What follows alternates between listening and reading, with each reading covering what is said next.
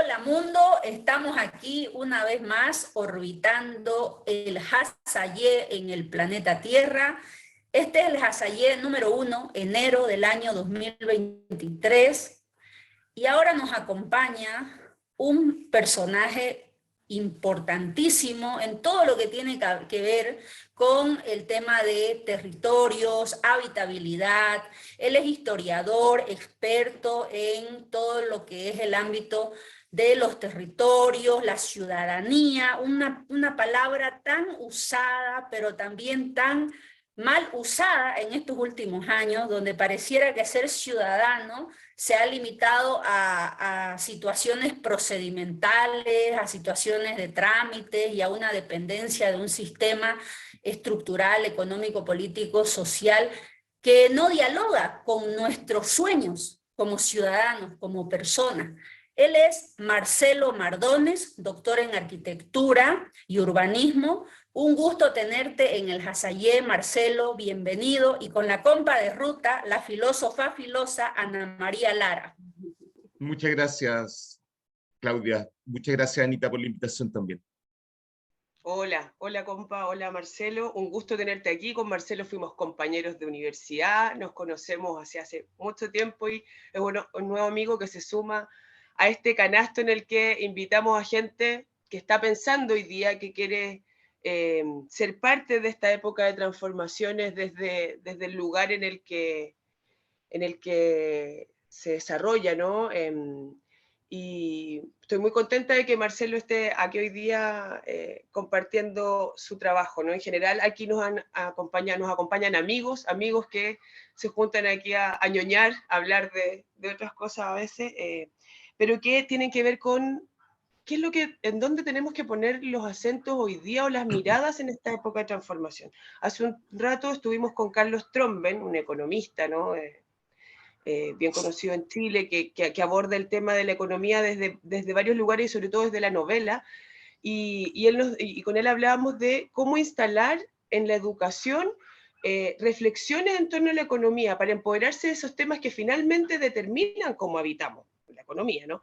Y hoy día la idea es pensarlo desde la ciudad, cómo el ser parte de una ciudad nos determina la forma en la que habitamos la vida y cómo eso no está integrado en la educación o cómo podemos integrar eso en la educación. En el manual de profes de la caja, de profes fuera de la caja que tenemos con Claudia, hablamos de habitar la ciudad. Hay mucha otra gente que está haciendo un trabajo de cómo nos empoderamos de los territorios, porque finalmente las ciudades dividen territorios que excluyen y que también van perpetuando precariedades o generando nuevas precariedades, sobre todo en cuanto a falta de espacio público, en fin. Entonces, ¿cómo Marcelo ahora viene hace un rato este año haciendo un trabajo de ciudadanía y educación, o algo así, tú nos vas a contar más detalles? ¿Cómo podemos llevar esto a la educación? Cuéntanos, Marcelo, cuéntanos también cómo ha sido tu encuentro desde la historia, la arquitectura, con las maneras en las que habitamos el mundo y cómo te encuentras hoy día en esta época que está tan a veces desoladora, ¿no? Con tanta incertidumbre. ¿Cómo encuentras aquí foco en tu trabajo? Bueno, a ver, perdón el autorreferente, pero voy a partir contando un poquito de mi propia historia para que nos conozcamos un poquito más. A ver, yo ya llevo como licenciado y magíster en historia, son 15 años aproximadamente, salí el año 2007 ya de mi magíster en historia, por lo tanto, con una formación historiográfica bien dura en aquellos tiempos, todavía estábamos en el peso, muy en el peso de la escuela historiográfica francesa, en el caso de los que nos formamos en la Universidad de Chile. Por lo tanto, hablábamos de conceptos historiográficos que de hecho que hoy en día ya muchas veces parece pasado de moda. No sé, nadie habla hoy día de historia de las mentalidades y cosas así, que en algún momento los discutimos mucho y que fueron muy importantes para mi formación, pero que siempre mostraban a mí, a mí, dentro de mi curiosidad, me dejaban como cierto vacío con respecto a algunas temáticas que fui considerando bien urgentes, incluso podría apostar desde el pregrado. Recuerdo que en el último año de universidad tuve un curso de Historia Cultural de América Latina, donde apareció un libro que fue súper trascendente, que hasta el día de hoy sigue siendo trascendente para mí, que es de un historiador argentino, José Luis Romero, y que se llama Latinoamérica, la ciudad de las ideas. Ahí Romero hace un gran recorrido. Es su libro, es su última obra, lo publica de hecho un poco antes de morir José Romero, y en el fondo lo que está haciendo es recopilar todo un trabajo de una vida con respecto a la evolución de lo que es la vida urbana y la cultura urbana, cómo se desarrolla. Primero en Europa. De hecho, él surge como medievalista prácticamente, como un historiador que está dedicado a la historia antigua, a la historia de Roma, y después, posteriormente, a la historia medieval.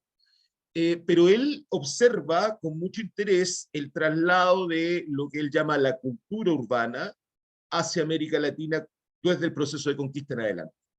Por lo tanto, el estudio de la ciudad latinoamericana tiene una dimensión histórica que para mí fue muy relevante siempre en mi formación.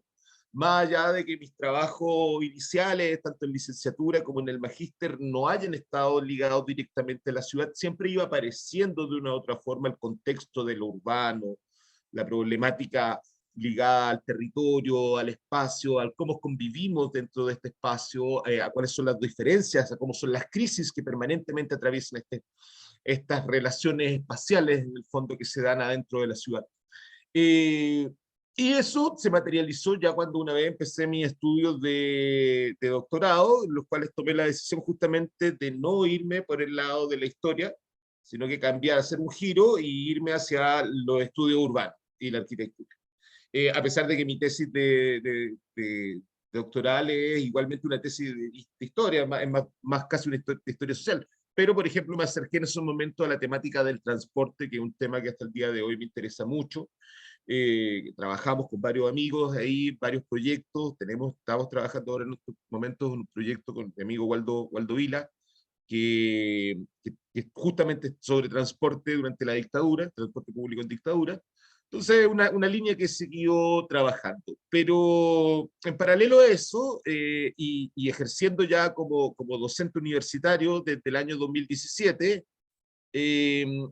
me he ido metiendo un poquito más en estos temas que tienen que ver con educación y ciudad. De manera muy intuitiva al principio, porque yo no tengo formación como profesor de Estado, por lo tanto no tengo herramientas pedagógicas eh, formales, podríamos decir, ¿no? Esta cuestión ha sido muy surgir desde la experiencia, salvo el año pasado que realicé un diplomado en docencia universitaria, en el cual pude adquirir alguna serie de herramientas curriculares, de evaluación, en los cuales me han permitido, de hecho, darle una nueva mirada a esta cuestión de la relación educación y ciudad, y he logrado también ponerla en práctica mediante una serie de ejercicios que realizamos el año pasado, que yo creo que ahí podríamos quizás un poquito profundizar más, porque son ejercicios donde justamente logramos trabajar en 3 niveles. El año pasado trabajamos con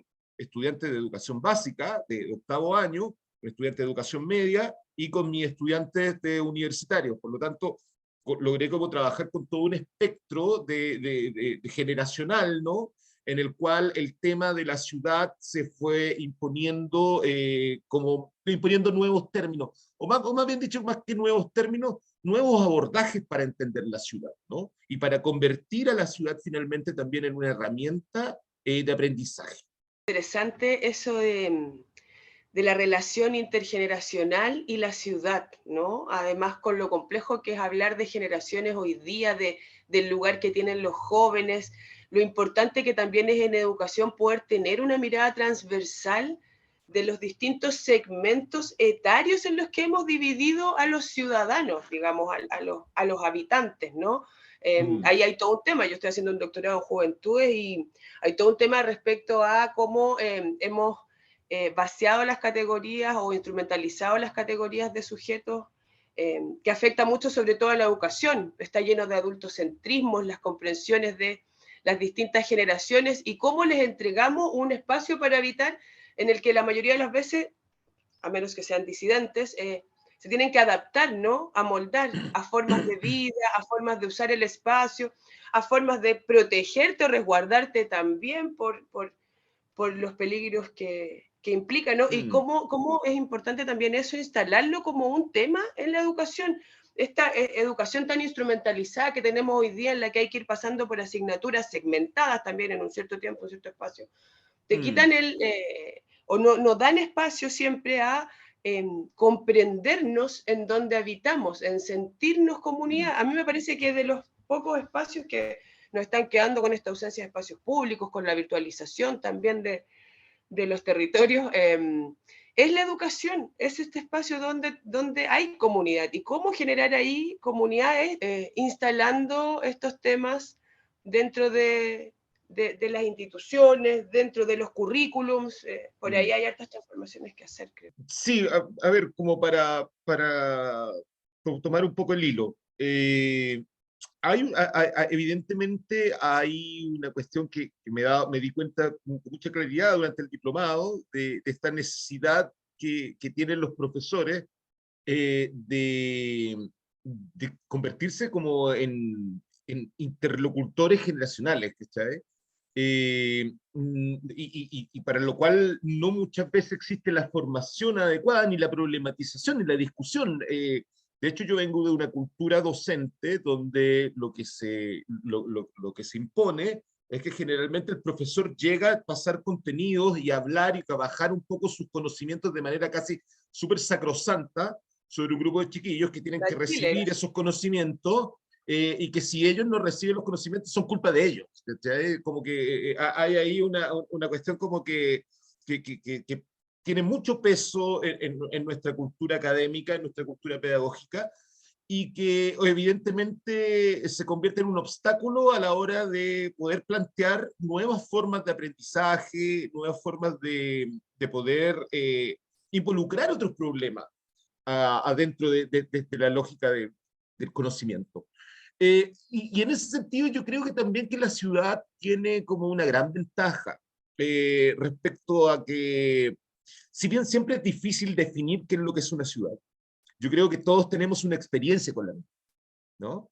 Y eso es lo que quizás hay que convertirlo en una ventaja, porque más allá de la segregación y más allá de la diferencia, más allá de la ausencia o de consolidación de los espacios públicos, de las infraestructuras, etcétera, todos estos temas específicos que podemos trabajar respecto a cómo se conforma una ciudad.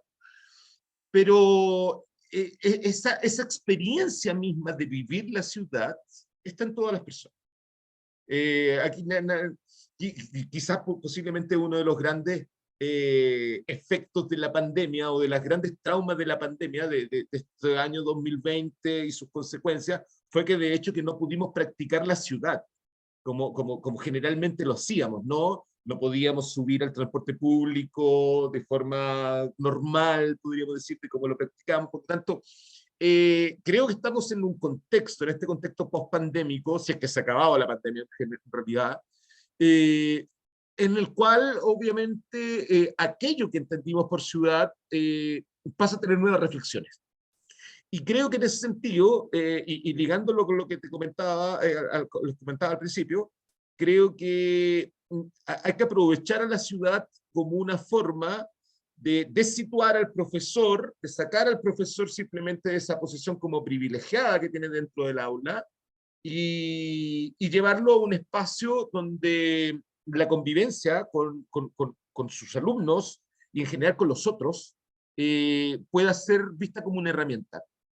Yo creo mucho, por ejemplo, en el uso del espacio público y el de sacar el ejercicio del aprendizaje fuera del aula y sacarlo a la calle. O sea, de ahí cuando contemos un poquito la experiencia, van mucho por eso, por ese lado, principalmente con los alumnos de educación superior.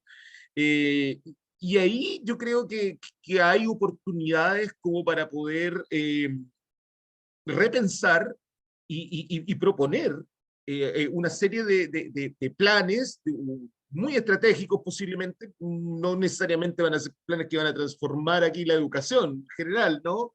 Pero sí creo que puede ser un aporte para la comprensión de la ciudad y que es una cuestión, una necesidad pública. En el caso chileno, por ejemplo, los datos del INE dicen que de aquí al año 2030 ya vamos a tener sobre un 90% de la población chilena viviendo en áreas urbanas, ¿no?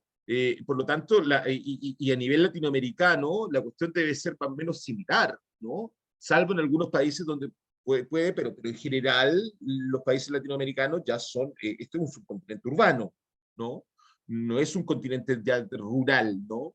Aunque tengamos como todavía como una idea de que esta cuestión ya, no, pero en general, y la sociedad global es una sociedad urbana, ¿no? Por lo tanto, las problemáticas con las cuales, y las posibilidades también por las cuales uno puede ocupar esta nueva realidad como fuente de herramienta de aprendizaje, creo que están abiertas.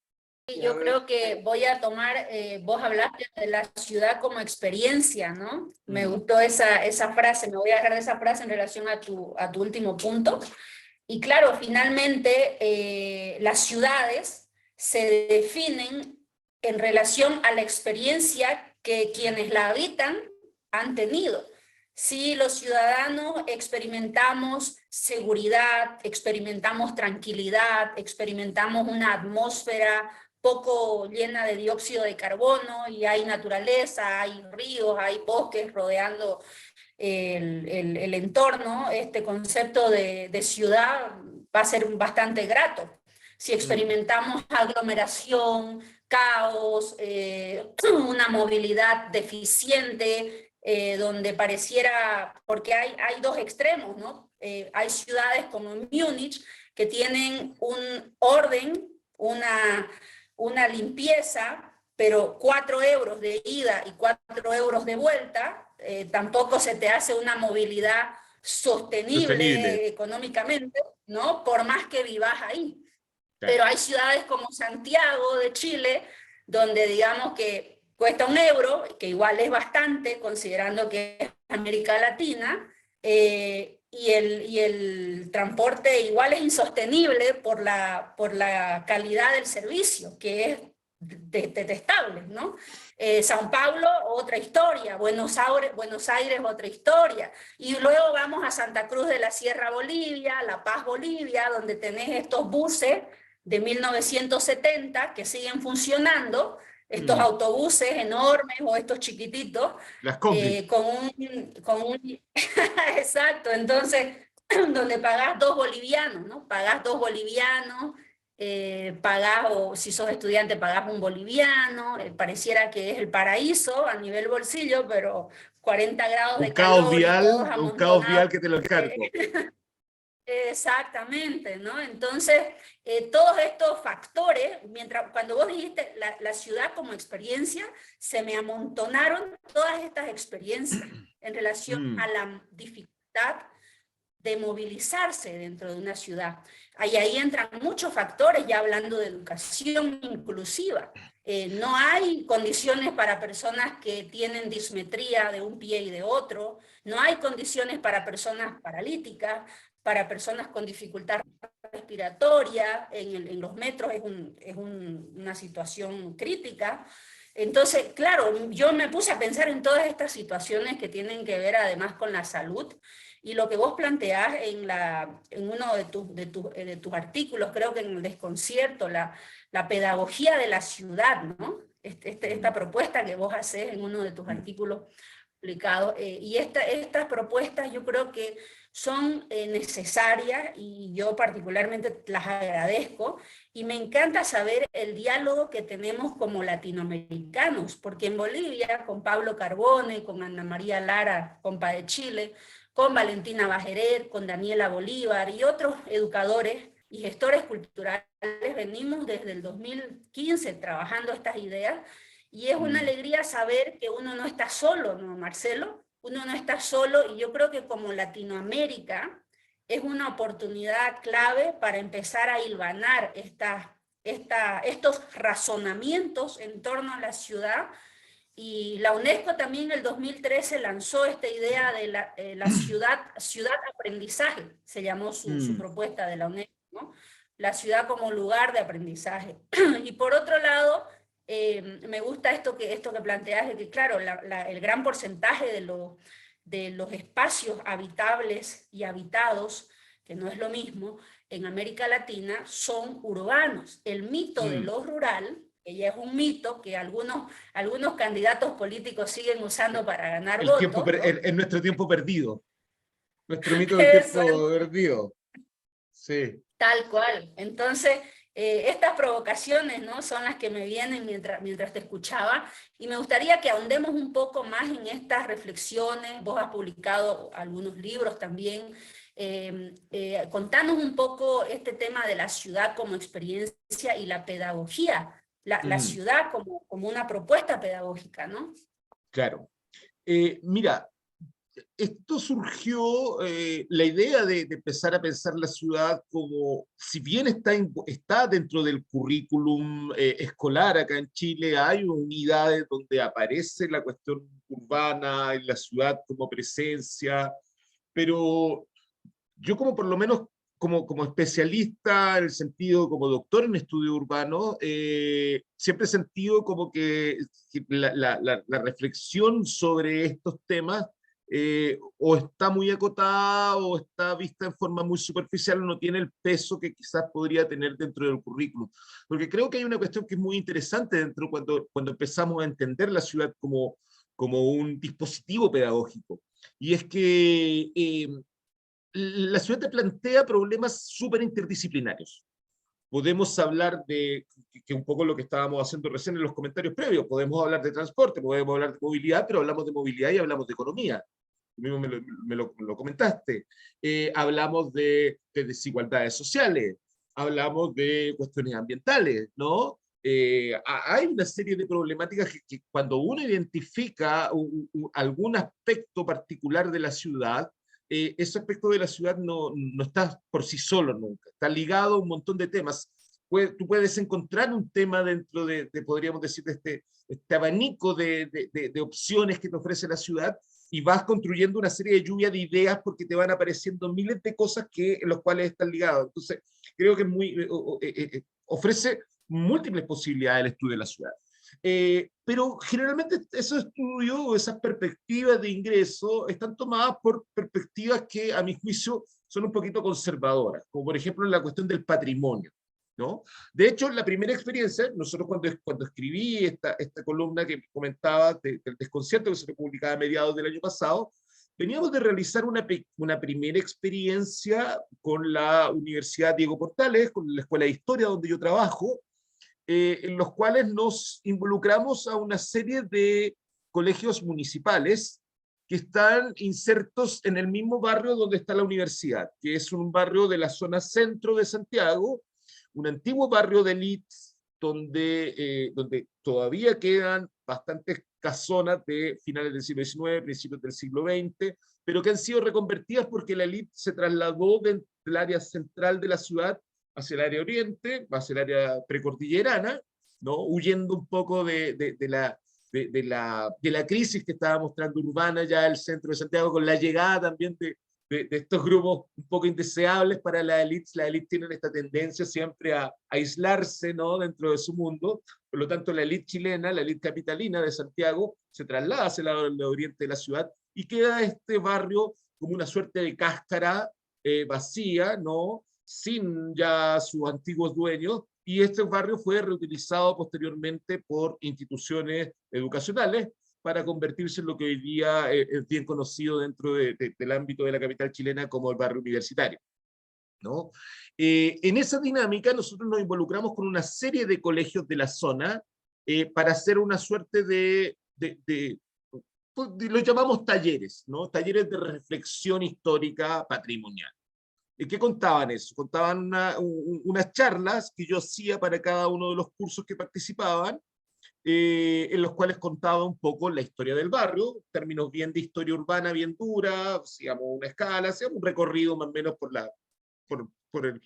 los últimos 100 años del barrio y su formación, ¿no? Pero posteriormente salíamos a la calle con los chicos, hacíamos una suerte de recorrido en los cuales íbamos recorriendo ciertos hitos, generalmente hitos arquitectónicos, pero que también iban siendo un poco iban siendo una invitación para que los chicos fuesen observando fenómenos que iban más allá del espacio construido, más allá del edificio en sí mismo, más allá del patrimonio, de esa idea del patrimonio como tan tradicional, ¿no? Por lo tanto, eran unas caminatas que más bien tenían un rollo de observación urbana sin decirle etnografía, porque obviamente los chicos no tienen una formación ni nada de eso, pero en el fondo estábamos haciendo un ejercicio etnográfico, que ellos pudiesen salir a la calle y pudiesen observar qué es lo que pasaba en el barrio. E incorporando la tecnología que ellos mismos tienen a su alcance, que son los celulares, ¿no? Nosotros les pedimos a ellos que fuesen haciendo registro de la caminata, del recorrido. Y posteriormente, con esos registros que nosotros hicimos una serie de... esta vez lo hicimos exposiciones. Simplemente montamos una exposición con la universidad. De hecho, ahora la universidad está por montar esa exposición con estas fotografías que tomaron los chicos, en los cuales ellos fueron viendo un poco la ciudad. ¿Y cuál era la ventaja? Que ellos salían un poco del relato impuesto respecto a qué es lo que es el patrimonio, qué es lo que es la ciudad, y ellos mismos iban tomando iban haciendo acercamientos hacia la ciudad, ¿no? Y ellos iban mostrando qué es lo que les provocaba un poco de interés, qué es lo que... Entonces, nosotros de ahí percibimos que hay un potencial pedagógico muy, muy amplio, ¿no? Y que no tiene que ver exclusivamente con esta idea del patrimonio impuesto desde arriba, sino que también como ellos mismos, como los chicos perciben el patrimonio. Y eso es súper importante cuando consideras, por ejemplo, acá estamos hablando de niños que estudian en el centro de Santiago, en un área donde si bien hay problemáticas urbanas, las problemáticas no son tan graves como lo son en otros lados de la ciudad. Porque si algo caracteriza a la ciudad latinoamericana es la desigualdad, evidentemente. Y cuando tú piensas, por ejemplo, en qué es lo que pasa en un colegio de la periferia de Santiago, Santiago estamos hablando de una ciudad que está entre, no sé los datos específicos del último censo, pero está entre 6 y 7 millones de habitantes, si que no me equivoco, entre 5 y 6, podemos buscar después el dato exacto, pero estamos hablando de una urbe metropolitana de gran escala, y que por lo tanto que contiene profundas desigualdades al interior de la misma. Y para un chico que estudia en la periferia de Santiago, ten por claro que la experiencia no es la misma que para estos chicos que estudian en el centro. Por lo tanto, creo que el desafío que a nosotros nos viene como profesores, y para para quienes nosotros estamos involucrados en estos temas, es cómo generamos no sé si llamarlo una metodología, quizás lo encuentro un poquito pretencioso, pero sí cómo generamos una serie de reflexiones mínimas a la hora de pensar en ocupar en la ciudad como este dispositivo pedagógico. Porque resulta que yo si hago el centro puedo encontrar muchos elementos para hacer, pero si yo los llevo a la periferia, no sé si tengo los mismos elementos como para poder mostrar y poder ocupar el mismo discurso, ¿no? Hay que cambiar ahí el switch, y en ese sentido yo creo que hay que darle mucho más fuerza a la experiencia, y volvamos a la palabra experiencia, la experiencia de la gente en torno a lo que es la ciudad. Súper importante el concepto experiencia. ¿Cómo hacer realmente una experiencia en pedagogía? Algo que yo también vengo trabajando hace un montón de tiempo. ¿Cómo instalar una reflexión a partir de una experiencia y que eso además implique la toma de decisiones, la capacidad de agenciamiento que tanto necesitamos desarrollar según informes de todos lados, ¿no? Quiero destacar como 3 cosas de lo que se ha hablado hasta el momento. Bueno, primero, partir por el tema de los profes, ¿no? Claro, estudiamos en la Chile, estudiamos a inicios de siglo, donde no había esta sobreinformación y toda esta abundancia de desconocimiento, además del conocimiento y todo este capital cognitivo que se generaba. O sea, nosotros estudiamos con libros, esa cosa ya no pasa. Claro, y el profe que te leía el libro en la clase, ¿no? Y tú tenías que repetir lo mismo de él. Esa figura ya no existe. Y hay mis alumnos ya no van a la biblioteca. Mis alumnos de la universidad ya no van a la biblioteca. Yo tengo que llevarlos a la biblioteca para que conozcan la biblioteca. Claro. Bueno, yo trabajo acá en la Biblioteca de la Silva y hacemos gran trabajo también para que la biblioteca sea viva, esté activa, llegue a los estudiantes, esté el espacio virtual. Pero bueno, no está esta figura omnipotente que te entrega el conocimiento, sino que hay una dispersión del conocimiento. Además, porque por otro lado choca con normativas de producción de conocimiento. Entonces, ahí cómo movemos, cómo mediamos con los estudiantes y cómo despertamos la reflexión y cómo generamos experiencias más que esta repetición, ¿no? De que me leo algo y me lo aprendo. Esa figura ya no tiene sentido en la universidad y también hay por eso una crisis muy grande dentro de la universidad y su sentido, ¿no? Eso por un lado. Quería como recordar, y claro, el profe ahora tiene otro desafío, y el desafío es procesos comunicativos, y no hemos instaurado metodologías dialógicas colaborativas, porque desde el colegio nunca, nosotros por lo menos en nuestra edad, pasamos una educación en la que lo dialógico colaborativo no existía, digamos, todo es competencia, no podéis copiar, no podéis mirar para el lado, no puedes hablar de lo que tienes. ¿Qué piensas tú sobre esto? Es algo que hoy día es necesario preguntar, pero que en esa época, que en nuestra época había más bien que repetir. Eso por un lado, no dentro de los cambios. Por otro lado, claro, estos jóvenes que antes nosotros como jóvenes nos sentíamos herederos de un futuro, ¿no? Y teníamos como el camino trazado. Hoy varios autores plantean, que estudian al respecto, que el joven se encuentra con un presente en el que si no hacemos algo ahora no habrá futuro.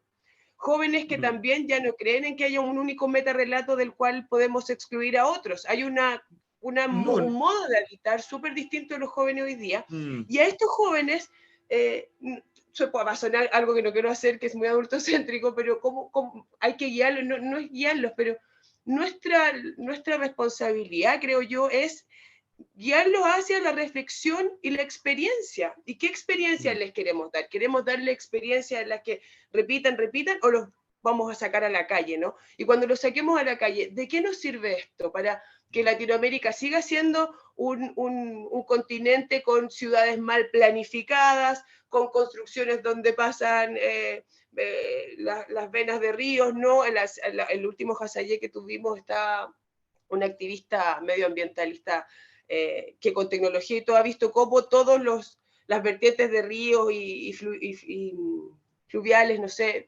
no tengo bien el concepto ahora, pero cómo está todo conectado, ¿no? Y cómo las divisiones territoriales nacionales afectan eso. O sea, como para terminar, esto es importantísimo porque estas experiencias deben generar nuevas decisiones.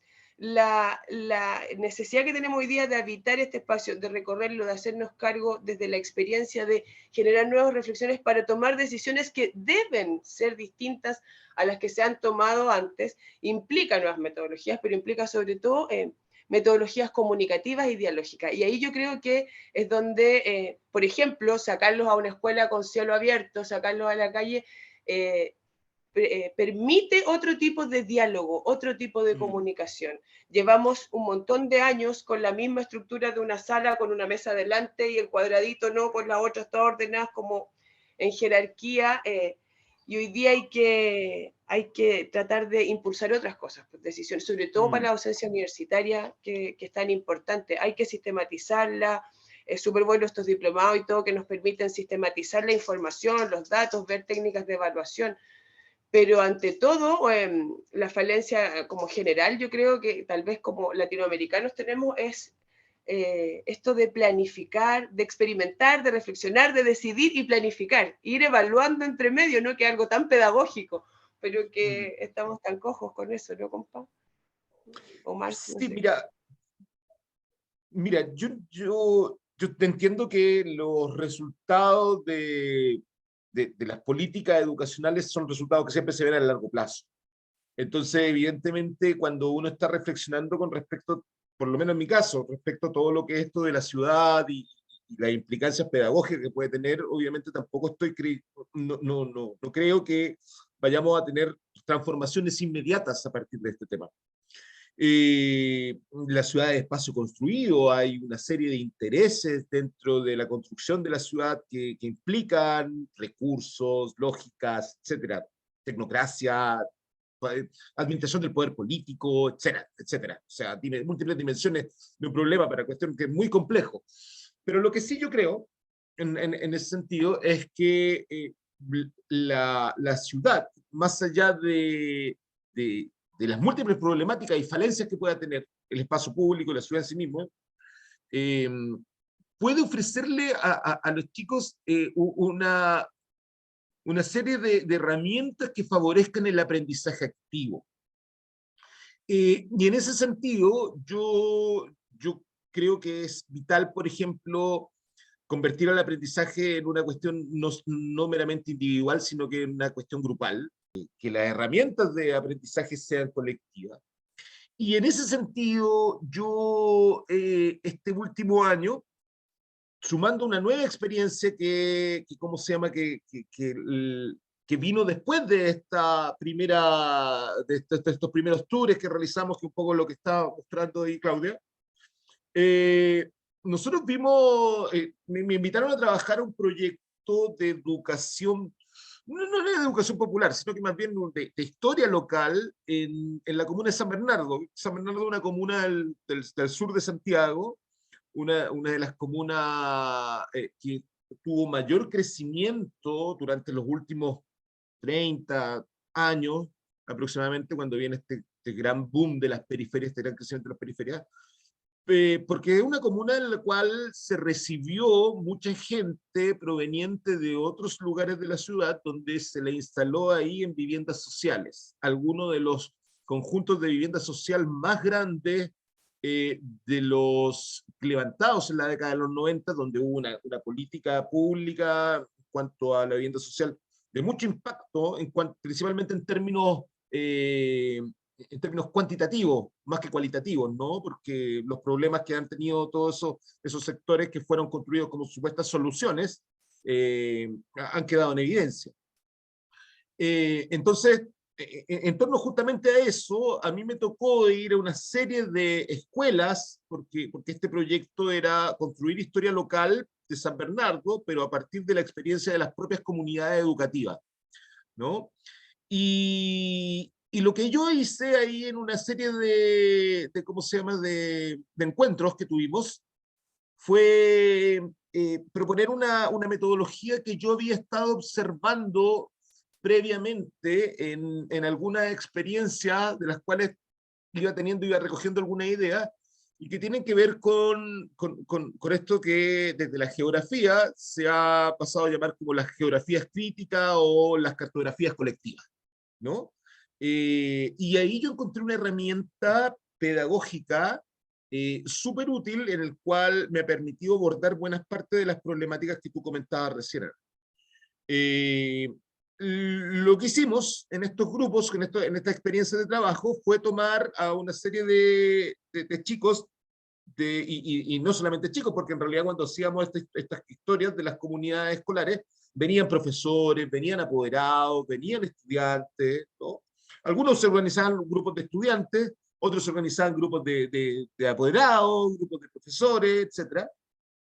Y lo que les pedíamos es que ellos hicieran, por ejemplo, si eran 4 alumnos en un grupo, poníamos al colegio como centro, porque les pasábamos un papelógrafo, pasábamos una gran hoja de papel, y ¿qué es lo que pedíamos? Que ellos dibujaran su ruta entre su casa y el colegio. Y que en esa ruta, que ellos fuesen identificando y que fuesen construyendo, ellos fuesen identificando elementos que fuesen significativos para su vida y para su experiencia. Y eso era... Mira, fuimos a trabajar en algunos de los barrios más conflictivos de Santiago, ¿no? Estuvimos trabajando en la Villa Cordillera 1 y 2, que es, como te decía, uno de los conjuntos de vivienda social más amplios, donde las problemáticas ligadas a la droga, a la violencia, al uso de armas de fuego, están súper presentes, o sea, súper presentes, ¿no? Y los chicos, los alumnos de ese colegio, eran capaces, cuando hicimos este ejercicio del mapeo, de identificar cada uno de los puntos donde habían tensiones, donde habían como lugares de reunión, donde habían lugares donde ellos pudiesen sentir como mayor afinidad o mayor desconfianza. Y lo hicimos posteriormente discutir, porque la idea es que una vez que ellos terminasen esto, ellos exponían grupalmente su mapa frente al resto de los grupos que estaban.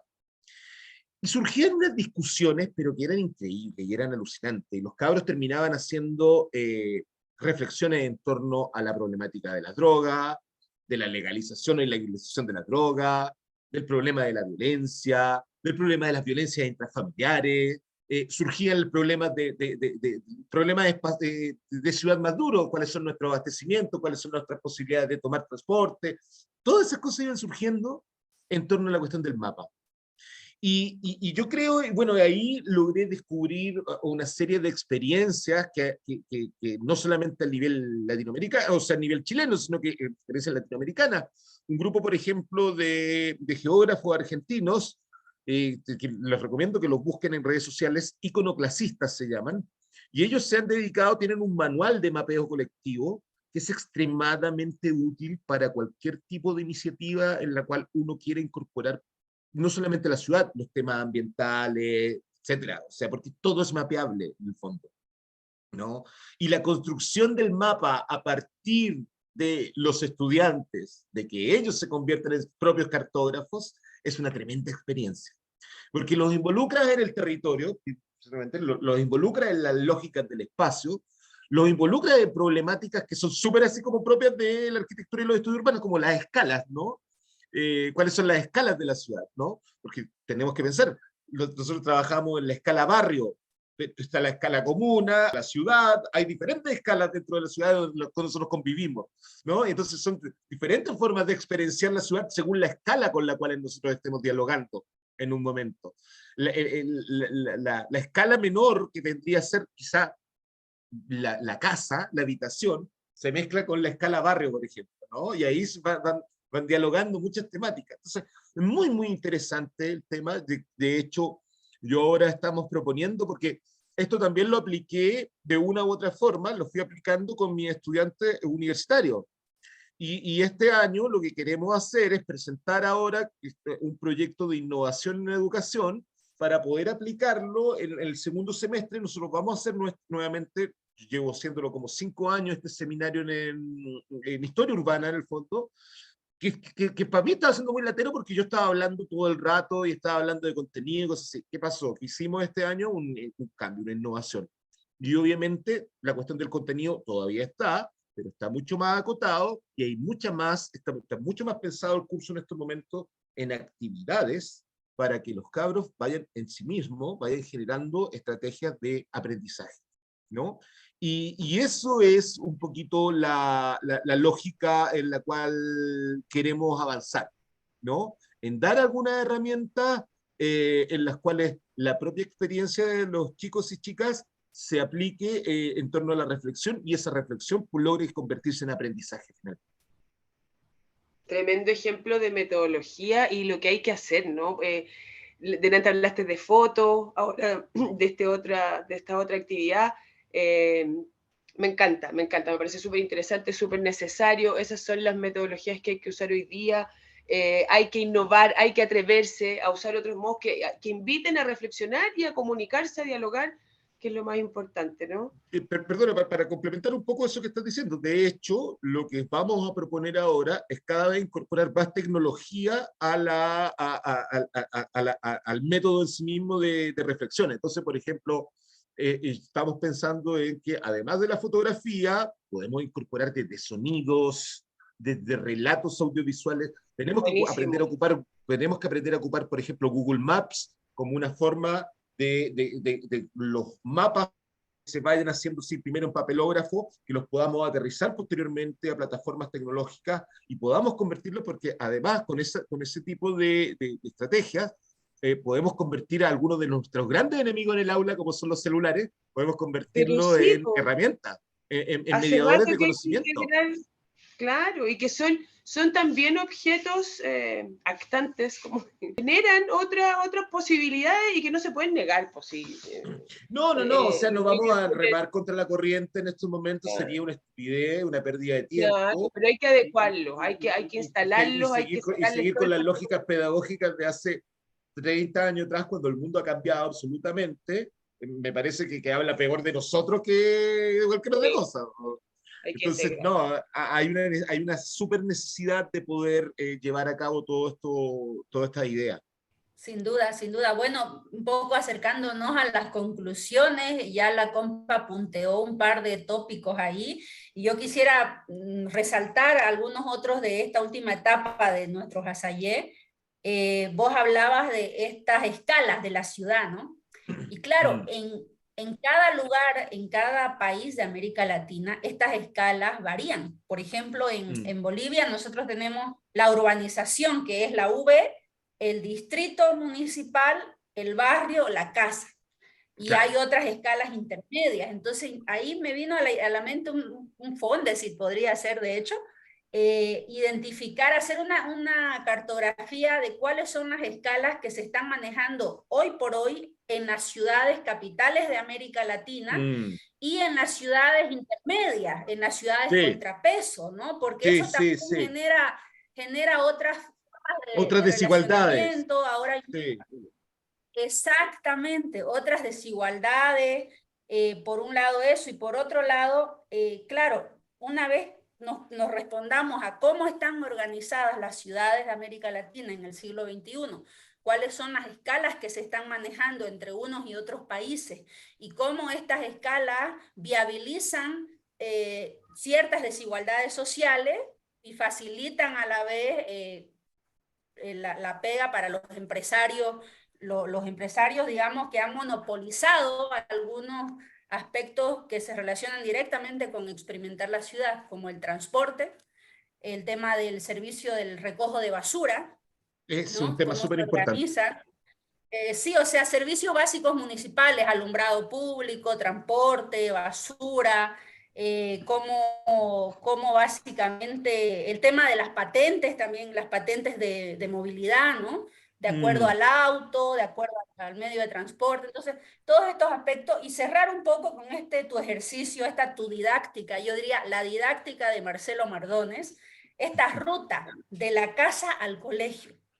Realmente enfatizar en esto porque esta didáctica que vos has diseñado y que has ejecutado, y de alguna manera el ejecutarla te la valida como didáctica, habría que replicarla, sistematizarla, divulgarla, para que muchos Sí. profesores de diferentes niveles, desde el nivel parvulario hasta el posgrado, hagan el primer día del año académico esta actividad. ¿Por qué? Porque hay un desconocimiento de la ruta por donde se desplaza y las experiencias sensoriales que impactan y generan cierto nivel de estrés en ese estudiante que va a llegar a tu aula. Si se desplazó una Y hora, a nivel sensorial absolutamente, experimentó de todo, olores, absolutamente. sonido. Entonces va a llegar a que el profesor lo rete porque llegó tarde. Entonces, yo creo que realmente tu ejercicio, o sea, es potente. Y si lo miramos desde ahí, desde donde estoy proponiendo, yo creo que se va a humanizar el proceso educativo. Nosotros como profesores vamos a estar más enterados de cuál es esa ruta sensorial, esa ruta cartográfica que genera que tu estudiante llegue al aula o a la escuela estresado, relajado, molesto, y hacer como una especie de diario, no sé, se me han venido varias ideas y te agradezco, Marcelo, por tu capacidad creativa para escribir desde la ciencia y también esta didáctica que generas, ¿no? Esta cercanía de tu conocimiento, de tu forma de compartir conocimiento. Así que nada, muchas gracias por todo lo que nos has traído a este Hasayé, que seguimos caminando con la compa Ana María Lara. Les dejo la palabra a ustedes. Perdónenme para ir cerrando también, yo quiero agradecerles nuevamente la invitación, tus palabras, Claudia. Bueno, a la Ana la conozco, ya lo sabíamos un poco, pero te agradezco mucho, mucho tus palabras porque también son un estímulo muy grande para continuar con esto. Este año vamos a retomar el trabajo con la universidad. Viene un curso nuevo en otra universidad, voy a hacer un curso durante este primer semestre en la Universidad Alberto Hurtado. Es un Muy bien. curso optativo para alumnos de educación superior, pero también ahí la lógica es seguir aplicando y seguir profundizando en estos temas. Se vienen también unos talleres con la Sociedad de Instrucción Primaria, que es una institución educativa particular, pero que recibe subvenciones estatales y tiene una una larga historia, tenemos una serie de talleres también en la misma lógica para alumnos de octavo básico, que son del último año del nivel inicial de formación. Por lo tanto, tenemos una serie ya de compromisos tangibles donde podemos aplicar esta medida y por lo tanto vamos a seguir fomentando este diseño. Pero a mí lo que me interesa es algo que tú también comentaste y que esto no puede quedarse como una experiencia exclusivamente mía. A mí me gustaría poder esto transformarlo en una experiencia docente, o sea, que podamos discutir con colegas, profesores, esta suerte de didáctica y cómo la podemos aplicar y cómo la podemos mejorar, porque yo entiendo que es a partir de las experiencias particulares en que va surgiendo un mayor profundización y mayores posibilidades de poder transformar esto en una herramienta que llegue a las comunidades. ¿Sí? Entonces, yo quedo muy entusiasmado ante la posibilidad de que ojalá que podamos plantear en algún momento una posibilidad de hacer algo con esto, algo más tangible, porque me interesa mucho. Y si es a nivel latinoamericano, mucho mejor, ¿no? Vamos a hacerte un espacio ahí en Profe Fuera de la Caja. Porque tenemos que hacerlo. Entonces, no, cuenten conmigo, yo le agradezco, le reitero los agradecimientos y ojalá que podamos seguir trabajando para poder seguir divulgando esto que estamos haciendo y que lo transformemos también en una herramienta no solamente de mi experiencia particular, sino que lo hagamos de una experiencia común, que creo que en el fondo que es el objetivo ¿cómo se llama?, del generar conocimiento, ¿no? Tenemos una página donde Verónica Liz, que está tras las cámaras, nos edita el programa, tiene unos cursos que ofrece sobre sanar y sobre inteligencia emocional más bien, pero ahí podemos hacer cosas y también aquí, si alguien está viendo el programa y está interesado en colaborar al respecto, maravilloso. Con Marcelo Invitados. ya lo dijimos, somos amigos desde el inicio de siglo. Estoy muy contenta de que seas parte ahora también de este canasto. Gracias por tu hora de vida. Muchas gracias. Me siento súper honrado en realidad por haber tenido esta invitación y poder haber contado un poco de esto que estamos haciendo. Ojalá ¿cómo se llama?, que la gente se interese y que podamos acercarnos a conversar sobre estos temas. Y yo creo que lo que viene ahora es seguir conversando sobre estos temas.